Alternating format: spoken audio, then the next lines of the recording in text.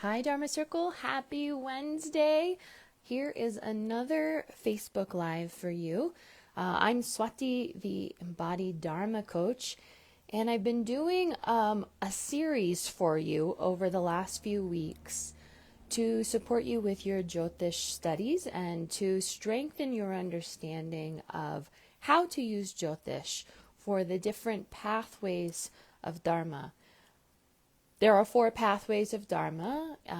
Everyone I encounter is working within one of these 4 realms for your offerings, building a business, sharing your gifts, and your wisdom. And typically, we talk about Dharma here in the Dharma Circle Facebook group. So over the past few weeks, we've been focusing on some of the other pathways, health and vitality, wealth and money, and today, everyone's favorite topic, relationships, and how to use Jyotish to strengthen your relationship harmony and success. And there are some things that, having lived with Jyotish my entire life and studied Jyotish 43 years now, there are some things that are incredible in terms of using Jyotish for relationships. There are also some things that in terms of, let's say, compatibility that I actually don't agree with. And so we're going to talk about that today. Before we got started today, before I started this live, I actually was doing some studying and looking at the just the D9 Simnavamsha reminders, and I'll get into that today as well. Hopefully this class will give you some reminders, support you with studying your chart, and also strengthening your own inner work, because ultimately that's what Jyotish is really, the skillful tool. It's designed for consciousness development. That is how we want to use this tool. We want to use it for consciousness development, self-development, understanding how to improve our action steps, our choices, our behaviors, doing our shadow work, trauma work. It's not really designed for prediction, which is really what most people are using Jyotish for today, just prediction. And although Jyotish is an excellent predictive tool, that's not really what its best application is. This is a tool for consciousness development. And if we're only using it for predictive purposes, we're really missing out on the consciousness development aspect of this tool, which is really its intended purpose for transformation and healing. And, even looking at my chart this morning and doing some D9 work and some divisional chart work, I started to feel emotion. And that was, it's just a very sweet reminder. After all these years looking at my chart, looking at the layers, it still brings this emotion to the surface and supports new insights, new awareness about myself, reminders of don't neglect this part. Remember this. Don't forget that action or this direction that you are going, and trust yourself and your process. And I tend to use this tool for very positive, I'm a hopeful Jyotishi. I speak the sweet truth. I think this tool is, we obviously have to use it very carefully and mindfully, rooted in do no harm. And this tool is best used when we plant seeds of hope. So even though there are challenges that we will confront looking at our chart, we want to always remember that with desire, we can make change. If we take the necessary action steps that support the change. A reminder that intention and desire, it's not enough. It's not enough. We must take right action. And that's how we support change. So I want you to use your Jyotish chart as a resource for your own consciousness development. That's step one in terms of harmonious relationships. Know thyself. Secondly, what are my tendencies? And we can look at the chart to understand, wow, I have this tendency to be a caretaker, to attract codependent dynamics. Ooh, I tend to pick broken people and I want to fix them. Or, wow, I have this tendency, we could even call it a karma, if you will. And let's remember, these are lineage karmas. 75% of your karma is a lineage. It's ancestral. That's how you were imprinted. So when we're working with relationship dynamics, we are working through ancestral dynamics. And these are imprints on the body, physically, mentally, emotionally, and spiritually. And so part of what we're looking at in terms of relationships is, wow, this is the ancestral imprint. I pick people with addiction problems. I need to be really mindful of this. I need to do my inner work around this. I need to do the grief work, the trauma work, the ancestral work around this. And I need to gather the skills to navigate relationships in a way that allow me to say no. No, thank you. I'm going to make a different choice. But far too often, many people live at the whim of their karmas and their bad behavior, and they do not make the necessary changes.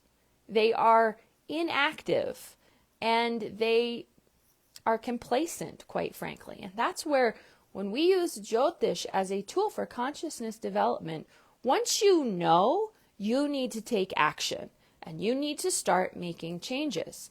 That's the purpose of this tool.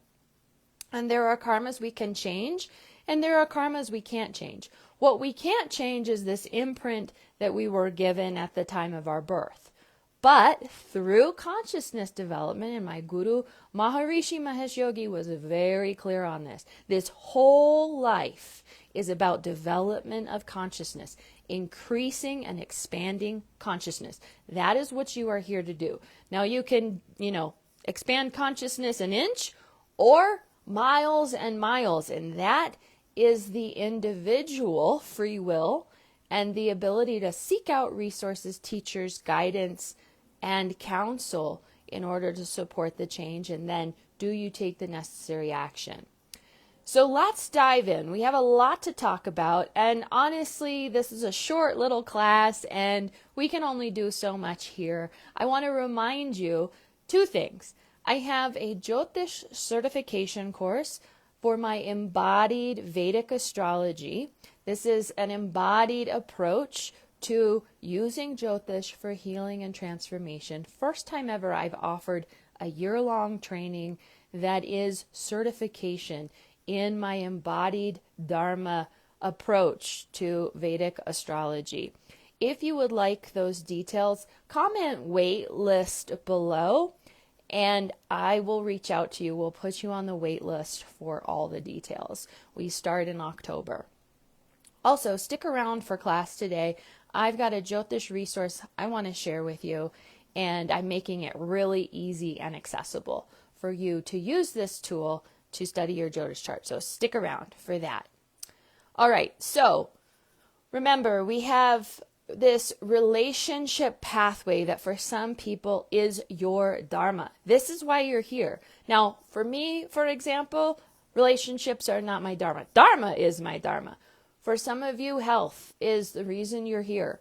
Dharma, wealth, relationships, these are the 4 lanes. Now, we're all working with all 4 lanes, but some of us have more predominant indications for working with a specific lane. If you have Rahu or Ketu in the 7th house, you're working with relationships. If your Atmakaraka planet is Venus, you're here for relationships. If you have indicators that, Libra ascendant, for example, you're here to work with relationships. Now we can look at the rest of the chart to determine the strength of that pull and how that looks overall. But there are people that this is your path, and you are working with relationships and relationship work specifically. And these people make excellent relationship coaches, guides, healers, therapists, because you're living it. You are your orientation is relationship, and likely you have been struggling with relationships.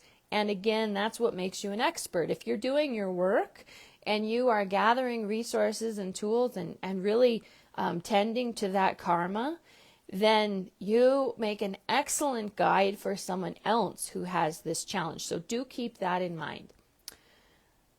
And,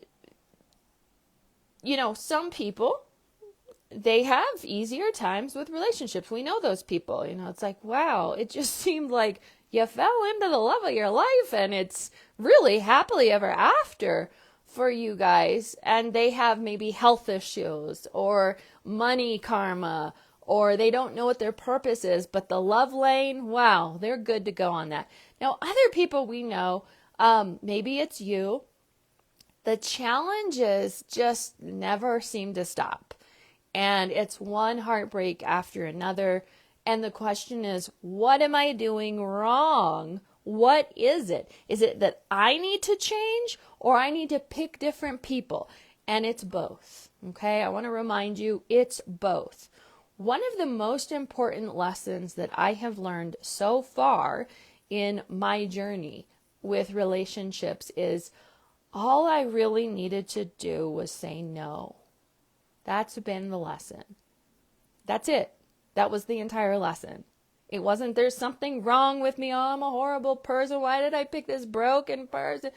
All these stories around what's wrong with me.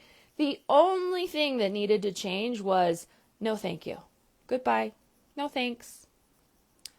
And what we want to do is pay a lot of attention to how we feel with people. When you look at your 7th house of relationships, that's what we're looking at, is the mirror of other. You can tell by the 7th house of your Rashi chart what you attract, what comes to your door. And whatever comes to your door, how do you feel about that? Does it feel harmonious? Does it feel challenging? Is there conflict? Is there confusion? And that's what we see at the 7th house. What comes to the door? What's the mirror? And then how do I work through that? Then when we look at the Navamsha, the D9, we're deepening this refinement. It's understood that the D9, which is a divisional chart, there are many, but this divisional chart is particularly used for the spouse, or if you have multiple spouses, then we can see all of them from this chart. And in the D9, we're going to see further details about the spouse.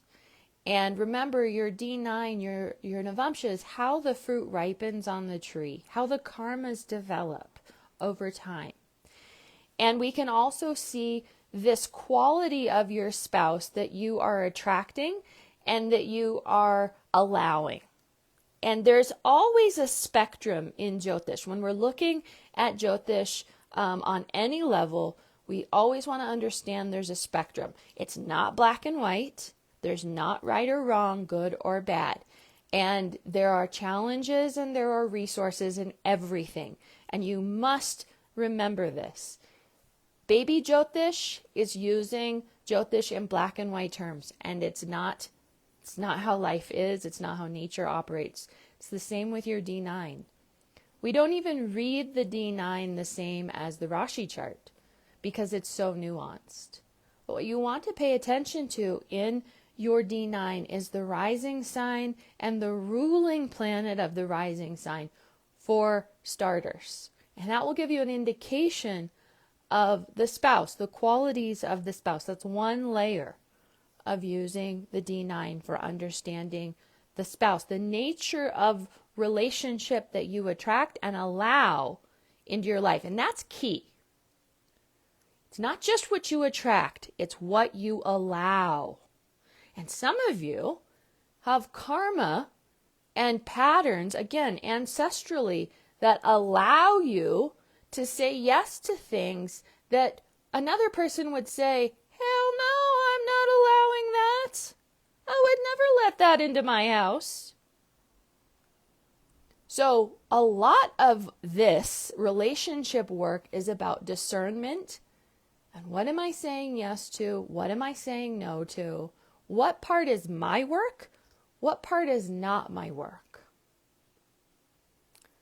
Jyotish can improve the quality of your relationships if you're willing to do that inner work and if you're willing to start saying no to things. For some people, it's going to be a lifetime of no. And I want you to really consider in the spectrum of the ancestral lineage work. And this goes for all levels of your healing. If you've had lifetimes in this lineage, generations of bad behavior, or putting up with behavior that's really unhealthy and unwell behavior, it might be that you are the contract worker in this lifetime that is saying, no more. We're not doing this anymore. I'm saying no, thank you. No more to this behavior. So it might be that you have to do a lot of no thank yous in order to close the pathways of the bad behavior. You know, whatever we feed keeps growing. So if we don't want that, we have to close the channel, say no, put up a boundary, walls, doors, whatever it takes. No, thank you. You're not invited into my house.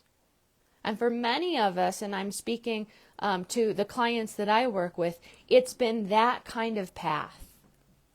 This is what I'm saying no to. This is what I'm saying yes to. And it's been a long journey of figuring that out. That's part of your consciousness development and your discernment. And we can see in a Jyotish chart where, you know, the challenges and the resources are. What are the strengths? What are the challenges or the obstacles? So we can strengthen these qualities within ourselves and we can have better discernment. But I'll tell you, I don't actually believe in Jyotish compatibility. Once upon a time, I did. Growing up with Jyotish, I've seen this misused so many times. Sadly, Jyotish compatibility has been used in harmful ways, just like Jyotish can be used in harmful ways. I've seen it break up marriages. I've seen it create conflict within relationship dynamics. I've seen people use it as the holy grail of this is what is a compatible relationship and this should work.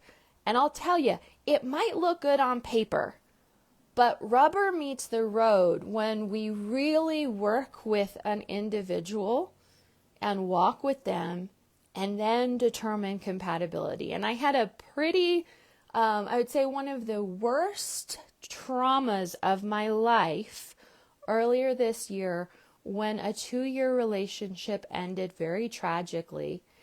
And our charts were incredibly compatible. We looked amazing on paper. Every single part of our compatibility was a 5-9, a 7-7. And we only had 1, 2, 10. Everything in the charts was harmonious. And unfortunately, this other individual was not doing his inner work, committed to his inner work, had not been doing the ancestral work, and things ended horribly. And it was such a reminder to me, it's been such a reminder to me, that compatibility can only take us so far. And in fact, compatibility was what allowed me to even step into the relationship. Like, well, let's see. But ultimately, it was a big no. So I just want to remind you that things can look amazing on paper, but that doesn't ensure longevity, lasting compatibility, or that this other person is really healthy, well, and capable of meeting you where you are. And so I'm not saying don't use Jyotish to understand your partner or understand how compatible you are, but just remember that the work doesn't stop there. And I have seen this in the Jyotish communities really backfire. Using this tool to even cause harm or pain, or you're this way, it's in your chart, you're the problem, this is the issue, you're the really harmful and toxic. So we have to be mindful that this tool is sacred, and we can only use it to the degree that we've developed our own consciousness. And it's the same for your partner. They might have a brilliant chart on paper, but spend some time with that person. Watch their actions, their behaviors, their choices. Really deepen your understanding, and remember that often this is about saying no thank you. And I had a question this morning on Facebook. How do you know if it's me or if I just need to say goodbye? And I think that's an individual answer, obviously, and experience. But in my experience thus far, and I would not call myself a relationship expert, so take it or leave it. But in my experience working with hundreds of clients and walking my own journey and family members and friends, more times than not, a woman needs to practice her no thank you. This really isn't working for me. This really isn't nourishing me. I'm really not getting my needs met here. Not in the way that I need them to be met. And so it's more about saying no, thank you, and really deepening self-love and the commitment to your own nourishment. And that is the path of Dharma. And if you can commit to that, then, and make that your one pointed focus, then you start attracting people into your life who share that harmony, share that desire. And you'll still have to say no thank you along the way. That's part of the journey. So that's my problem with Jyotish compatibility. It can only take you so far if you're not willing to do the work. And if you have one partner that's doing the work and another partner that's not doing his work, it's going to make it very incompatible. Or just different kinds of work. Really, what it came down to in this relationship was, I see the work that you're going to have to do in order to move forward in your life. And quite frankly, I don't want to do that work with you. And so it became a no. So even if the other person is doing their work, sometimes you have to just realize, this isn't my work to do with you. I don't want to walk through all that. Wow, you're coming into another sati sat, and I just don't have it in me to walk through that with you. And sometimes we just have to say no. So what does your natal Venus say about your relationship karma? Let's start there. So when you're looking at your Jyotish chart, where is Venus in the chart? We want to understand the sign, the house, the nakshatra. I would also look at the D9 and understand, where's Venus in the D9? So if we use the D9 to understand how the fruit ripens on the tree, and Venus is the karaka, the indicator of love and relationships and partner and harmony within relationships, let's see how that fruit develops. Go look at your D9. Where does Venus live in your D9? And just remember, we don't read the D9 like we do the D1. That it's a much more nuanced place of exploration. But get a sense for it. Venus is the ultimate factor for understanding your relationship karma and what quality of relationship you attract into your life. Some people attract very aggressive relationships. Other people attract very gentle and mild relationships. The nakshatra is going to refine your understanding of what quality you attract in your relationships. And remember that if you're in a Venus Mahadash or a Venus Antardash, you are in a more specific time period for relationship growth. This is a 20-year cycle that is specifically for relationships. Now, just remember that Venus also represents all life force energy, vitality, Shakti, beauty, the feminine, art, creativity, literally the water of the body. People with a strong Venus will have a lot of water. Now, if there's too much water, right, it can be harmful, damaging. Too much of a good thing is very dangerous even. That's why exalted Venus can bring a lot of problems. It can bring addiction problems with sweets and alcohol, drugs. It can also bring fat, too much fat in the body and too much water, so excessive water in the body. A debilitated Venus is going to show you, wow, I have very little life force energy. We've talked about this in our previous Jyotish classes here in the group. Low life force energy is going to be your reminder, I don't have extra to spare. And for whatever reason, it seems to be that these are the people that tend to think, oh, I got plenty of life force energy. And we look at the chart and it's like, no, you don't.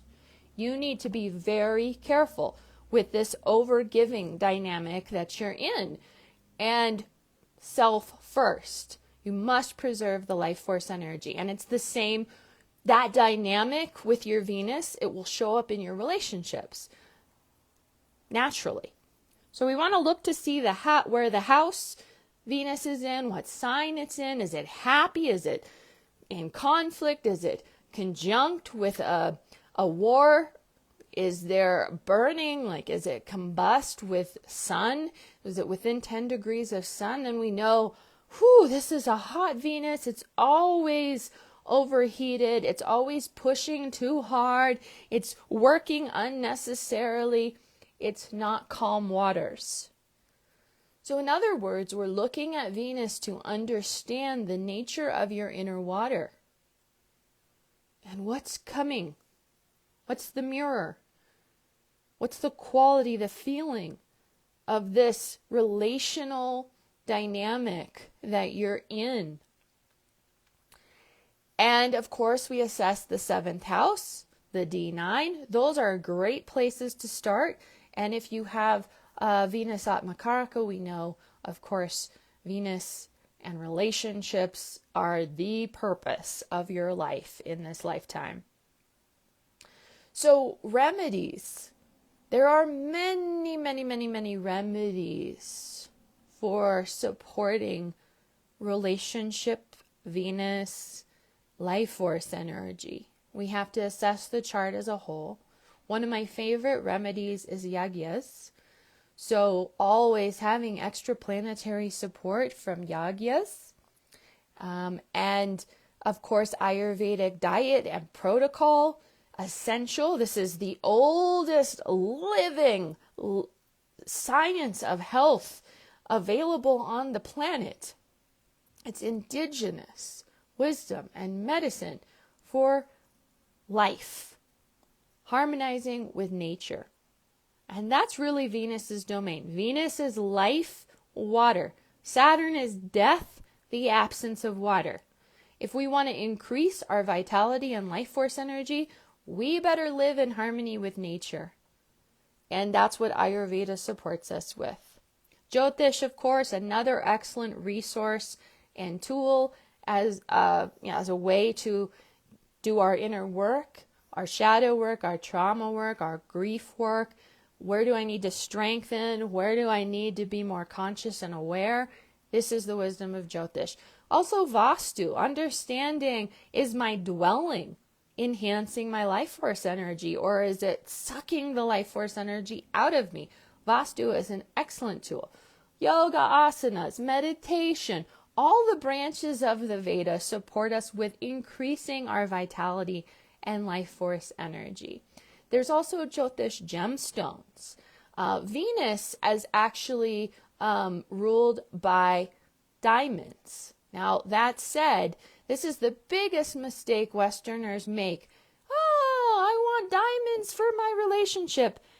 And when I talked to Tiffany at the Astrological Gem Institute in Fairfield, Iowa, we did a live about this. And I always like asking about diamonds because this is the biggest mistake Westerners make. How many diamonds have killed a marriage or a relationship? Many, many diamonds. Believe it or not, wearing diamonds can actually harm your relationships if you are not supposed to wear diamonds. Diamonds are very powerful and they can destroy your relationships. Not everyone should wear diamonds. So we have to, assess that carefully and see if diamonds are good for me. If they are not, don't wear diamonds. And then we want to get another gemstone, of course, Jyotish quality that will support. Maybe it's Venus, or maybe it's Jupiter or Mars or something like that where you need more support. So gemstones are an excellent resource. That's, those are the main pieces. And of course, I'm always an advocate for somatic therapy and ritual work and working with the ancestors and all of these things. We have many different ways to support and enhance the life force energy within us. And the bottom line is, what is the relationship with myself, first and foremost? Do I love myself? Whether in this lifetime you will find a love, and the way that we look at this in Jyotish is relationships are like a train going by. There's always another train to get on. Don't worry. You'll find another love. There are a dime a dozen out there. There'll be another relationship cycle for you and you'll meet someone else. There's not just one person for you. That's the biggest fallacy that people buy into. There's one love of my life. No. There's as many loves of your life as you're available for. And we can look at your Jyotish chart to see, you got another cycle coming up next year or 5 years from now or whatever. There'll be someone else. So never get stuck into a relationship believing this is the only one for you. But the question really becomes, what is the relationship with myself? Whether I'm in a relationship with someone or not, do I love being in this relationship with myself? First and foremost, that's what Jyotish supports you with. Know thyself. Deepen the love of the self. This body, this breath. That's the gift that the Vedas and Jyotish and all the branches of Vedic knowledge and wisdom support us with, is deepening our self-love. And then another person only enhances that self-love. Also, what I found in this ability to say no thank you, if I didn't love myself so much, I wouldn't be able to say no thank you as easily. And that's been one of the biggest gifts on my journey, is the self-love is what supports my ability first and foremost to put myself first. My nourishment is first. And Does this relationship enhance this self-love? And if it doesn't, it's a no thank you. So I'll leave you with those words of wisdom. And I have a special gift for you today. For those of you who want to strengthen your Jyotish studies and use some of my embodied Vedic astrology resources, comment ebook below and I will send you a link for my Jyotish ebook for transformation and healing. I created this ebook many years ago. It's a staple for all of my courses. Everyone who works with me has access to this. You need it for studying your chart. It's a quick resource and guide for studying your chart and using Jyotish as a resource for transformation and healing. If you'd like the link to this ebook, comment ebook below and I will follow up with you, or Gladys will follow up with you. All right, everyone, I'll see you soon. Next week, we're back to business and I'll share some business resources with you. I've got something planned. All right, see you soon.